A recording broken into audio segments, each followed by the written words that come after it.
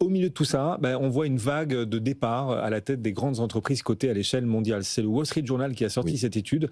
L'an dernier, en 2025, un patron sur 9 d'entreprises cotées, les plus grandes, les 1500 plus grandes, 1 sur 9 a quitté son poste. C'est le ratio le plus élevé depuis 2010. Alors 2010, on comprend, on sortait de la destruction de Lehman, quoi. C'était un tsunami énorme. Certainement. Et du coup, on a renouvelé les directions à l'issue de la crise Lehman. C'était en 2010.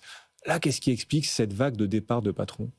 Je pense que c'est deux choses. C'est d'abord un signal très fort, justement, de tous ces changements qui ont lieu aujourd'hui, qui exigent de nouvelles compétences dans la direction des entreprises. Tout simplement, les anciennes méthodes pour gérer toutes ces grandes entreprises ne fonctionnent plus très bien aujourd'hui.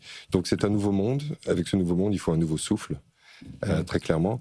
Et aussi, très honnêtement, je pense qu'il y a un effet d'annonce. Car aujourd'hui, chaque entreprise se doit de démontrer à ses investisseurs à quel point ils embrassent le changement. Et quel meilleur signal que de dire on remplace le PDG. Ah oui, c'est une stratégie. Changer le PDG, c'est aussi un argument, une stratégie marketing. C'est une stratégie de communication. Dans un monde qui bouge, il faut montrer qu'on est bien sur la vague, et qu'on n'agit plus comme avant. Et aussi, ça achète du temps. Ça nous achète 2 ans pour livrer la nouvelle stratégie. Ah oui. 80% de ceux qui remplacent ces patrons, partant donc en 2025, 80% sont des novices, n'avaient jamais été à ce niveau de responsabilité. C'est un peu historique, 80% de novices. Et donc c'est un pari sur ces nouvelles compétences technologiques, commerciales, sur ce nouveau monde. Oui. Certains de nos experts, nos intervenants nous disent le fait qu'il y ait autant de novices à la tête des entreprises ouvre sans doute le champ à des fusions-acquisitions.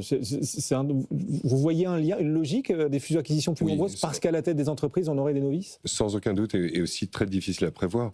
Mais qui dit changement à l'échelle qu'on voit en ce moment, et surtout avec les valorisations boursières, il suffit d'une correction, même assez modeste dans les valorisations, et là, tout se prête à la consolidation très rapidement. Les novices à la tête de l'entreprise, c'est aussi plus d'ouverture d'esprit, d'ouverture aux autres, et pourquoi pas de passerelles à venir et de fusion-acquisition. Potentiellement. Voilà.